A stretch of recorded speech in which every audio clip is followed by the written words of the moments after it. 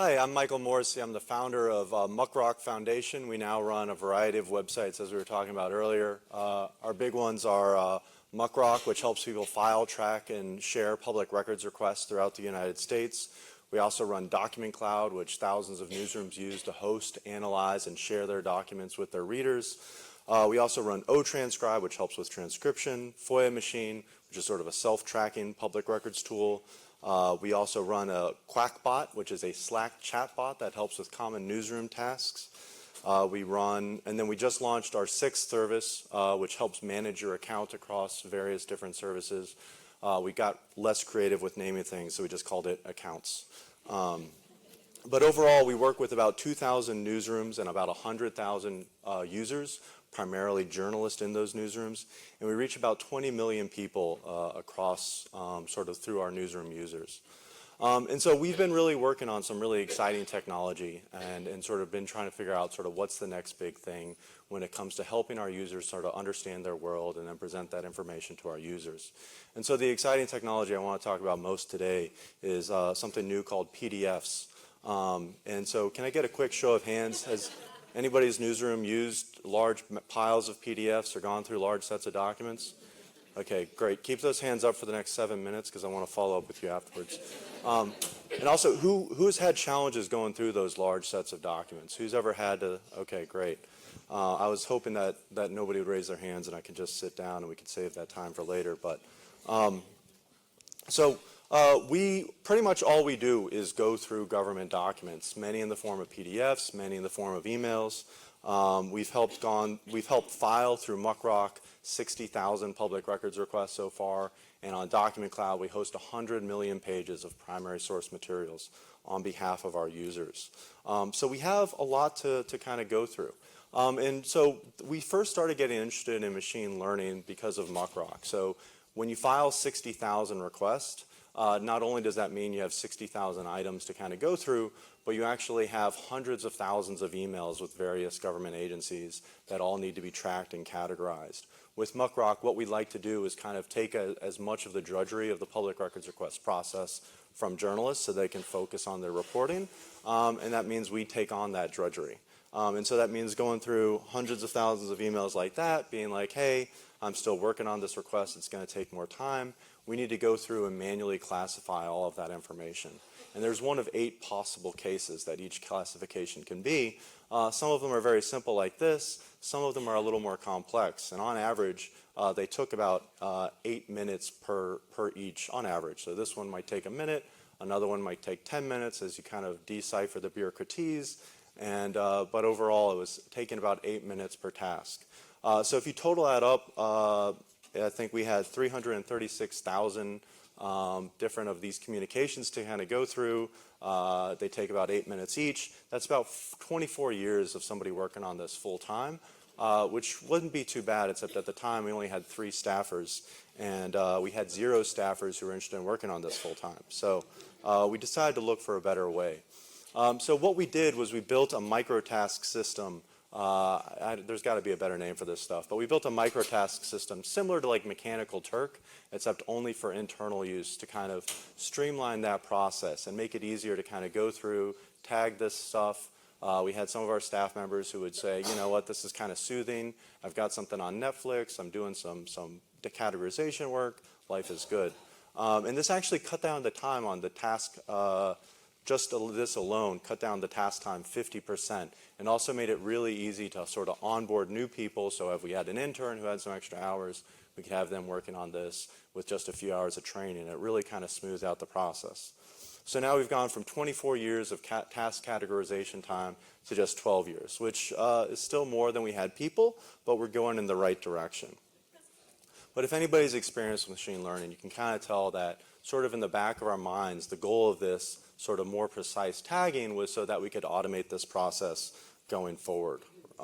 So you can see, okay, we've now got everything in a nice database. We've now got everything sort of categorized. We now make it so that we can have lots of people kind of digging into this information and make it look a little smoother.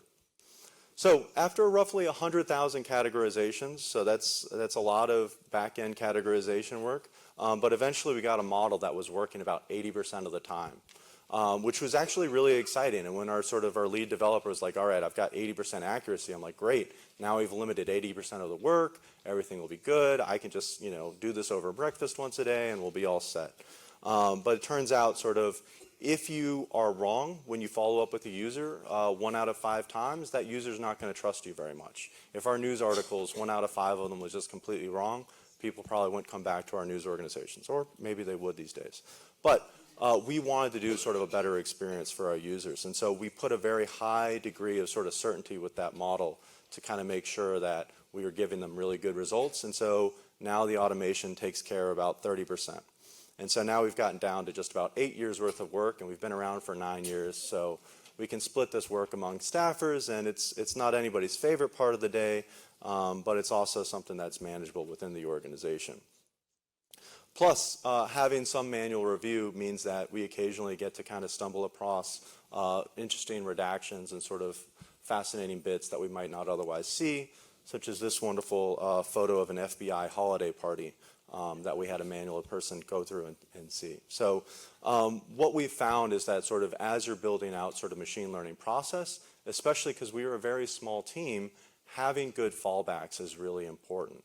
We're not going to get to a point where we're going to have 50% of this done or 80% or 100% of this done anytime soon through automation, but having 30% of the work taken off our staffers' hands means not only our staffers get to work on other items, but it also means that those users, when we can automate it, they're getting a much faster response because the machine can run 24 hours a day. So even late at night, if an agency comes back with information, it gets categorized more quickly, and so everybody ends up benefiting a lot. So what did we learn from this process? First of all, that data cleaning can take a lot longer than we expected. I think if I had known what we were getting into when we first started, I think I might have tried to choose something else a little bit less daunting, but I'm glad we didn't actually know what we were getting into.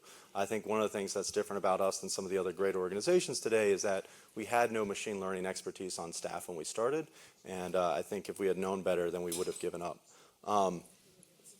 But then I think one of the other things is how key communication is, right? So I think this is communication with staff and trying to make sure they understand how this machine learning works so they can identify problems. This means communicating with your users so that they understand when things go wrong, they have a little more context to understand why that is, and they can provide more useful feedback, and they're also a lot more sympathetic. If somebody just sees something weird and they don't know, they get really concerned. If you give them that context, it can be a lot more helpful. And then also, it's really important to kind of communicate to your end users who are journalists, because journalists are very busy, newsrooms are very busy, and essentially newsrooms have been lied to and said, hey, this technology is a silver bullet, this business model is a silver bullet, this is going to save you, so trust us and we're going to kind of go through with this. And I think journalists feel really burned, and so they have a very low tolerance for spending a lot of time investing in technology up front if it's not going to work. And then the other thing we've discovered is if you make something that's supposed to be bureaucrat-proof, they're just going to build a better bureaucrat who's going to find some ways to work around it. So that means it's really important to have fallbacks. For example, we had agencies just start sending us letters that said, see attached, and then they would include an un-OCR'd PDF attachment that include the actual information. Really hard for the computer to kind of guess what might be in that PDF. So we did see a lot of success with this, though, and I think it did help us kind of bring down the amount of manual work by about 66% overall. And so when we merged with Document Cloud last year, we were really interested what could we do to kind of bring these kind of techniques, build this pipeline out for everybody. And so what we did is we launched this crowdsourcing tool that with a drag and drop builder, anybody can say, hey, these are the documents I have, these are the questions I have about them, let me know how to go through them. And so it's been in a private beta, but we've already had 14,000 responses from over 1,000 users. One thing I hear a lot about is people don't want to see how the sausage is made. People find government documents really boring.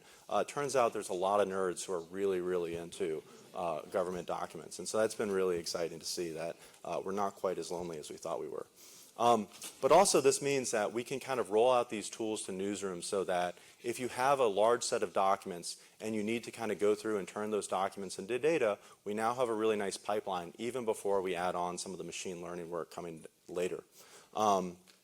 And it's not just a way to analyze these documents, but it's also a way to kind of engage your readers in sort of building these models, training these models, and turning documents into data. One thing we found is that readers really like feeling like they're putting in work and investing in understanding this material, and having them go through this material with your newsroom is a really great way to do that. And then so moving forward, though, we've also found some new techniques that'll mean instead of hundreds of thousands of sort of data entries, we can start getting journalists and people who are investigating documents feedback much more quickly about sort of, hey, this stuff is, we're going to be able to sort of help you start categorizing this information. And if you have 100,000 letters from an agency to various constituencies, and you want to find the letters about a certain topic, only giving it a few dozen examples with 20 minutes of work, you can start putting those into different buckets so that you can sort of focus your analysis more completely. But one of the things we're most excited with going forward is the ability to sort of help newsrooms kind of share what they've learned and let them build off each other's machine learning projects. So we want to make it so that you've done a successful investigation, you publish your methodology, and then somebody can quickly relaunch that going forward. So thank you so much.